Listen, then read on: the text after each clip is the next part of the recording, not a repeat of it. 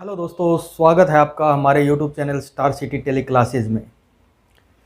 पिछले वीडियो में हमने TDS के बारे में बेसिक जानकारी जान ली है। भी TDS क्या होता है, कैसे करता है, कौन काटता है, इन चीज़ों के बारे में हमें TDS के पार्ट 1 में पता चल गया है। आज के वीडियो में हम बात करने वाले हैं कि TDS की टेली प्राइम 3.0 में एंट्री हम कैसे करेंगे। टेली प्राइम 3.0 के अंदर TDS की एंट्रियाँ जैसे TDS ऑन रेंट हो गया, TDS ऑन एडवर्टाइजमेंट हो गया, TDS ऑन इंटरेस्ट हो गया, TDS ऑन प्रोफेशनल फीस हो गया, इन सब के सेक्शन वगैरह सब कुछ आपको उस पहले वीडियो में बता दिए हैं। और आज के वीडियो में हम ये चीज़ देखेंगे सिर्फ कि टेली के अंदर अगर अपने को एंट्री करनी हो, TDS काटना हो तो किस तरीके से उस सेक्शन को लगाएंगे और किस तरीके से टेली अपने को ऑटो पॉपुलेट करके सब कुछ TDS का अपने आप काट कर दिखाएगा। ठीक है, तो बिना टाइम खोटी किए चलिए शुरुआत करते हैं वीडियो की। अगर वीडियो अच्छा लगे तो लाइक और सब्सक्राइब जरूर कीजिएगा। पिछले वीडियो के अंदर TDS पार्ट 1 के अंदर ये बेसिक जानकारी हमने देख ली थी। अगर किसी ने पिछला वीडियो पार्ट 1 नहीं देखा है तो पहले पार्ट 1 से स्टार्ट करके फिर सेकंड पार्ट समझ में आएगा, जिसके अंदर सारी बेसिक जानकारियाँ बताई हुई है। ठीक है, अब स्टार्ट करते हैं यहाँ से आगे। यहाँ तक चार्ट हो गया था अपना। अब यहाँ पे आते हैं अपन एंट्री पे। तो सबसे पहले एंट्री है कि बिल्डिंग रेंट पेड 3 लाख रुपए मुकेश कुमार बाई बैंक। मुकेश कुमार को 3 लाख रुपए बिल्डिंग का किराया चुकाया हमने बैंक के द्वारा। ये मुकेश कुमार का पैन कार्ड आ गया, पैन कार्ड नंबर आ गया। अब रेंट है तो रेंट का सेक्शन आपको चार्ट के अंदर देखना पड़ेगा। 194 आई है, उसकी लिमिट है 2,40,000 रुपए और रेट है 10%। तो यहाँ पे अपन टेली में कैसे एंट्री करेंगे, तो टेली में मैं जैसे यहाँ पे निकाल लिया। सबसे पहले F11 प्रेस करेंगे और F11 प्रेस करके यहाँ पे मैं TDS को यस कर लूँगा। जैसे GST अगर चाहिए तो GST को यस रखना है, उसके बाद में TDS को यहाँ पे यस करना है। यस करने के बाद में सबसे पहले 10 रजिस्ट्रेशन नंबर यहाँ पे अपने को डालना पड़ेगा। मैंने बताया था कि 10 TDS काटने के लिए 10 नंबर होना जरूरी है। तो 10 नंबर जैसे मैं यहाँ पे डाल देता हूँ JPRB। 4 नंबर कैपिटल लेटर में होते हैं, फिर 5 नंबर न्यूमेरिकल होता है, फिर 1 लेटर कैपिटल का होता है। ठीक है, यहाँ पे डायरेक्टर कौन है, डायरेक्टर कंपनी है या इंडिविजुअल HUF है, मतलब काटने वाला TDS कंपनी में है या फिर कोई इंडिविजुअल प्रोप्राइटरशिप फर्म है। तो जो भी करना चाहो आप यहाँ पे कर सकते हो। ठीक है, फिर यहाँ पे सेट एल्टरियल पर्सन, रिस्पॉन्सिबल पर्सन कौन है, जो मतलब कंपनी का प्रोप्राइटर हो गया, मैनेजर हो गया, जो TDS काटता है, जो तो रिस्पॉन्सिबिलिटी जिसकी है उसकी डिटेल यहाँ पे डाल देंगे। Name, father name, designation manager है या फिर क्या है, फिर उसका पैन नंबर डाल देंगे, फिर उसका एड्रेस आ जाएगा। वो सारी बेसिक डिटेल यहाँ पे डाल देंगे। डालने के बाद में क्या करना है अपने को, इसको एक्सेप्ट कर देना है। एक्सेप्ट करके बाहर आ जाएंगे। अब अपन आते हैं एंट्री में। एंट्री क्या कह रही है, अब देखिए TDS की एंट्री करते समय अपने को टेली के अंदर 3 एंट्री करनी पड़ेगी। 3 एंट्री क्या करनी पड़ेगी कि सबसे पहले एंट्री करनी पड़ेगी रेंट अकाउंट डेबिट, कितने रुपए, 3 लाख रुपए से। फिर उसके बाद में अपन क्या करेंगे, मुकेश कुमार टू मुकेश। ठीक है, अब मुकेश के कितने रुपए जमा करने अपने को, 10% TDS काट के। तो मुकेश के हो जाएंगे जैसे 2,70,000। यहाँ पे 2,70,000 हो गए। टू TDS कितने रुपए हो जाएंगे, 30,000 रुपए। अब यहाँ पे पहली एंट्री हो गई ये। ठीक है, 2 नंबर एंट्री करेंगे कि भी मुकेश को पेमेंट करना है। तो पेमेंट के अंदर मुकेश अकाउंट डेबिट, जितने रुपए उसके जमा किए थे उतने उसको पेमेंट कर देंगे। ठीक है, टू कैश है या फिर बैंक है, जो भी है वो यहाँ पे दे देंगे। ये 2,70,000 मुकेश को पेड कर दिए। अब उसके बाद में तीसरी एंट्री अपने को TDS चुकाना है। तो TDS का सिस्टम होता है कि अगर हमने आज की डेट में TDS काटा है, जैसे आज 9 तारीख है या 10 तारीख को TDS काट लिया, तो अगले महीने की 7 तारीख तक हम उस TDS को डिपॉजिट कराते हैं। यानी कि नेक्स्ट मंथ के 7 दिन तक अपने को उसका टाइम मिलता है TDS जमा करवाने का। तो अगले महीने की 7 तारीख को TDS जमा करवाएंगे अपन कि TDS अकाउंट डेबिट हो गया, जितना भी TDS कटा है, टू कैश या फिर बैंक, जो भी अपने करवाया है उसमें करवा देंगे, 30,000 रुपए हुए। ठीक है, तो इस तरीके से ये 3 एंट्रियां करनी पड़ेगी हर TDS की 1 एंट्री की। तो सबसे पहले करेंगे अपन, मुकेश कुमार को 3 लाख रुपए बिल्डिंग का रेंट दिया है। तो यहाँ पे सबसे पहले जर्नल में प्रेस करेंगे। भाई डेट हो गई, आज की डेट हो गई, जैसे 10/10 हो गई। अब यहाँ पे मैंने कर दिया रेंट का खाता बनाऊंगा। अब देखिए रेंट का खाता बनाया है। रेंट का खाता बनाते ही इसको इंडायरेक्ट एक्सपेंसेस में डालना है। इंडायरेक्ट एक्सपेंसेस में डालने के बाद में ये पूछेगा TDS की डिटेल। तो यहाँ पे क्या करना है अपने को, हर लेजर के अंदर TDS को अप्लीकेबल करना है जिसमें TDS काटना हो। अब TDS अप्लीकेबल कर दिया। अब पूछ रहा है नेचर ऑफ पेमेंट। तो यहाँ पे अपन क्या करेंगे, नया क्रिएट करेंगे। भी नाम क्या है, TDS on rent, section 194 I, payment code 94 आ जाएगा।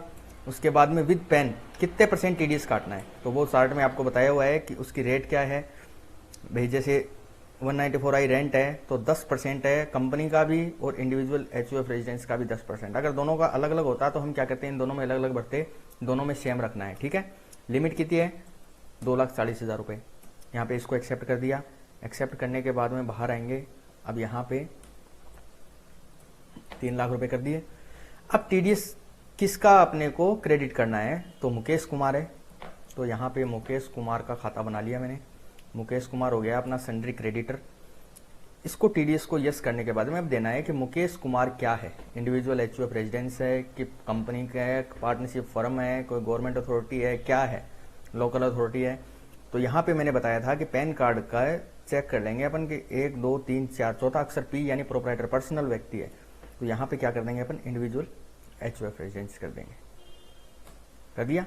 अब यहाँ पे आने के बाद में पैन नंबर के अंदर मुकेश कुमार का पैन नंबर डालेंगे, तो यहाँ से मैंने कॉपी कर लिया और यहाँ पे मुकेश कुमार का पैन नंबर को पेस्ट कर दिया। अब देखिए 2,70,000 रुपये ऑटोमेटिक आ गए। तीसरा खाता क्रेडिट करना है अपने को, TDS ऑन रेंट। अब मैं अलग अलग बना रहा हूँ, आप बना मतलब सिंगल TDS अगर कट रहा हो तो यहाँ पर अपन सीधा ही TDS का खाता बना सकते हैं, लेकिन अलग अलग TDS काफ़ी सारे TDS काटने होते हैं, तब अलग अलग हेड के नाम से डिटेल दे देते हैं ताकि अपने को उस लेजर की डिटेल देखने में दिक्कत नहीं होती है, ठीक है। तो यहाँ पे ड्यूटीज एंड टैक्सेस में दे दिया, TDS दे दिया, और यहाँ पे TDS ऑन रेंट का लेजर बनाया हुआ था टैक्सेशन के अंदर, वो आ गया। अब देखिए पहली एंट्री होगी अपनी कि 3 लाख रुपए रेंट डेबिट हो गया, 2,70,000 मुकेश का जमा हो गया और TDS का 30,000 रुपये जमा हो गया। अब फिर 10 अक्टूबर को ही पेमेंट करेंगे अपन, कैश या बैंक जो भी है, अगर बैंक हो तो बैंक से करना है, कैश हो तो कैश करना है, ठीक है। अब मुकेश कुमार पे जैसे ही एंटर लगाएंगे 2,70,000, 2,70,000। अब वहां पे बैंक है, बैंक का खाता नहीं है तो बैंक का खाता नया बना के इसमें एंट्री कर देंगे। 2,70,000 मुकेश का अकाउंट यहाँ पे क्या हो गया, 0 हो गया। अब क्या करना है कि अगले महीने की 7 तारीख को, जैसे मैं 7/11 को TDS भर रहा हूँ, तो यहाँ पे मैं क्या करूँगा, TDS ऑन रेंट पे जैसे ही एंटर लगाऊंगा तो यहाँ पे एक नेक्स्ट रेफरेंस आ गया। जैसे एक नेट रेफरेंस पे क्लिक करूँगा तो यहाँ पे देखिए 30,000 ऑटोमेटिक उठा लेगा।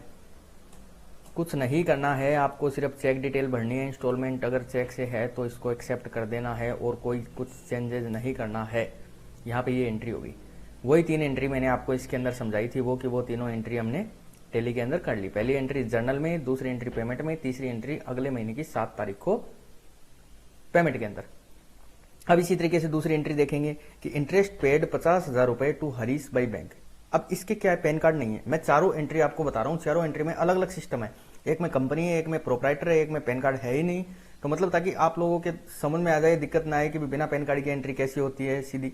तो यहाँ पे अपन देख लेते हैं कि TDS ऑन इंटरेस्ट, तो यहाँ पे इंटरेस्ट का अकाउंट बना दिया, इनडायरेक्ट एक्सपेंसेस में डाल दिया, और यहाँ पे TDS अप्लीकेबल को यस करके, और TDS ऑन रेंट बनाया था वैसे ही बना देंगे अपन TDS ऑन इंटरेस्ट। अब इंटरेस्ट का सेक्शन क्या होता है, इंटरेस्ट का सेक्शन 194A होता है, फिर उसका पेमेंट कोड 94 आ गया, विद पेन 10%, ये भी 10% हो गया, और इसकी लिमिट है 5,000 रुपये। बैंक से हो तो 10,000 रुपये होती है। इसको एक्सेप्ट करने के बाद में यहाँ पे इंटरेस्ट की अमाउंट भरेंगे, कितने रुपए, 50,000 रुपये। टू क्रेडिट किसको करना है, हरीश।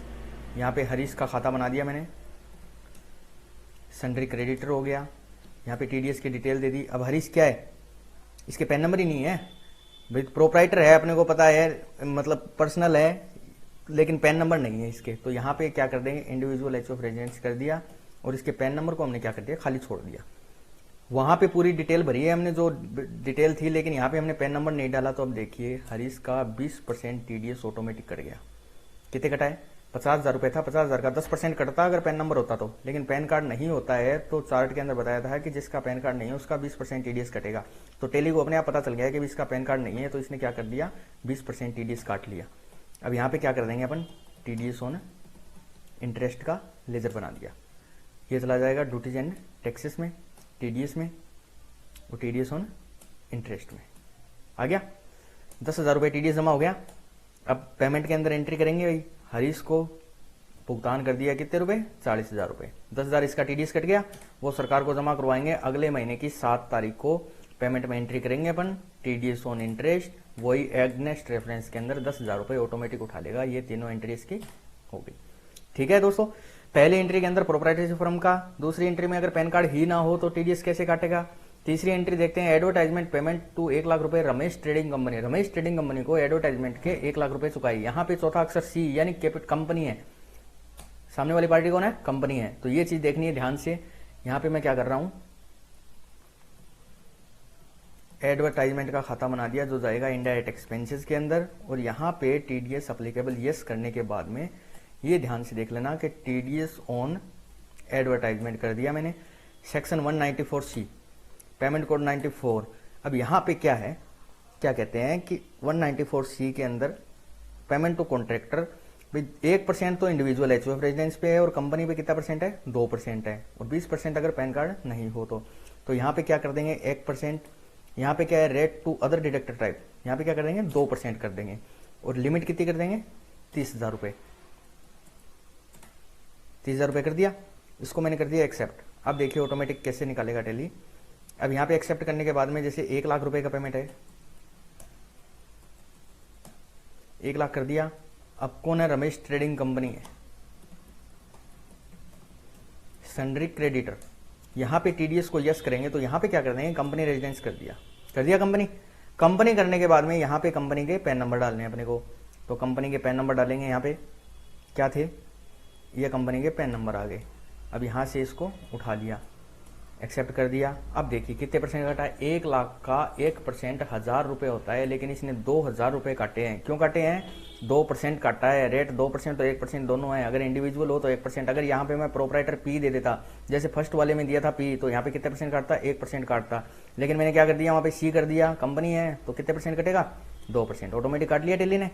तो यहाँ पे कर देंगे अपन TDS on advertisement, duties and taxes, TDS और टीडीएस ऑन एडवर्टाइजमेंट। 2,000 रुपये जमा हो गए। अब रोहित एंड कंपनी को जितने रुपए है उसका भुगतान कर देंगे। 98,000 रुपये रोहित एंड कंपनी को पे कर दिए। फिर अगले 7 दिसंबर को अपन क्या करेंगे, इसका टीडीएस चुकाएंगे, एग्नेस्ट डिफरेंस में ऑटोमेटिक ले लेगा, 2,000 रुपये इसका टीडीएस जमा कर दिया।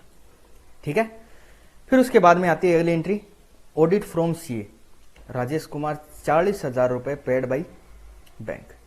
अब यहाँ पे देखिए कि सीए राजेश कुमार से हमने 40,000 रुपये की ऑडिट करवाई है, तो 194J सेक्शन हो जाएगा। अब यहाँ पे एंट्री करते हैं,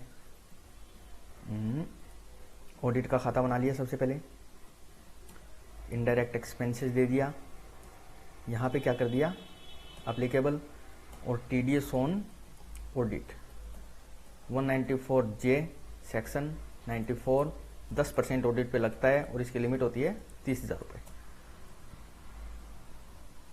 इसको एक्सेप्ट करने के बाद में जैसे 40,000 रुपये का पेमेंट करना है, और यहाँ पे कर दिया अपन ने, क्या नाम है, राजेश कुमार, राजेश क्रेडिटर डिडक्टर। यहाँ पे क्या है, SDRPL प्रोप्राइटरशिप पर्सनल है, तो कर देंगे इंडिविजुअल एचयूएफ रेजिडेंस। ठीक है, फर्म होती है, होता तो पार्टनरशिप फर्म कर देते। यहाँ पे कंट्रोल C कंट्रोल V, 36,000 रुपये, 10% कट गया। तो यहाँ पे कर देंगे टीडीएस ऑन प्रोफेशनल फीस। ठीक है, ड्यूटीज एंड टैक्सेस, टीडीएस और TDS on audit.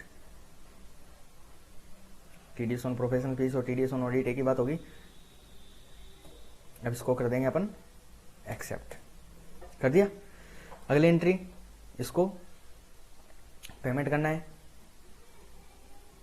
Rajesh Kumar को, राजेश को पेमेंट कर दिया 36,000 रुपये, 10,000 रुपये टीडीएस बचा है, वो टीडीएस। अब टीडीएस हमने 4 एंट्री 1 महीने के अंदर कर दी। कई बार क्या होता है कि जैसे टीडीएस ऑन एडवर्टाइजमेंट की एंट्री में को मैं क्या कर देता हूँ, डिलीट कर देता हूँ। फिर टीडीएस ऑन इंटरेस्ट की एंट्री को, पेमेंट वाली एंट्री को डिलीट कर देता हूँ। फिर हमने एक टीडीएस और काटा था, प्रोफेशनल फीस की एंट्री करी नहीं हमने, टीडीएस और रेंट की एंट्री को भी क्या कर देता हूँ, डिलीट करता हूँ। अब पिछले महीने में जैसे हमने 4 टीडीएस की एंट्री कर दी, अब हमें क्या करना है, टीडीएस चुकाना है, तो चारों का एक साथ चुकाना है। तो यहाँ पे क्या करेंगे, एंटर लगाएंगे, दोबारा टीडीएस ऑन इंटरेस्ट पे एंटर लगाएंगे, फिर टीडीएस ऑन प्रोफेशनल फीस पे एंटर लगाएंगे, फिर टीडीएस ऑन रेंट पे एंटर लगाएंगे। तो इन चारों का डिडक्शन एक साथ भी कर सकते हैं अगले महीने के भी। 4 TDS काट दिए तो चारों का चारों एक साथ कर सकते हैं, या फिर आप खाता ही एक बनाओगे तो एक खाता बनाओगे तो एक खाते के अंदर ही अपन सारी एंट्री आपको TDS का अलग अलग, भाई एक ही हेड है तो हेड तो अलग अलग बनाने पड़ेंगे अपने, जैसे 194J है, सी है, वो सारे अलग अलग बनाने पड़ेंगे, उस हिसाब से आप उसमें नाम देकर भी बना सकते हो। ठीक है, तो इस तरीके से अपन TDS की एंट्री कर सकते हैं। ओके दोस्तों, वीडियो अगर अच्छा लगे तो लाइक और सब्सक्राइब जरूर कीजिएगा। Thank you.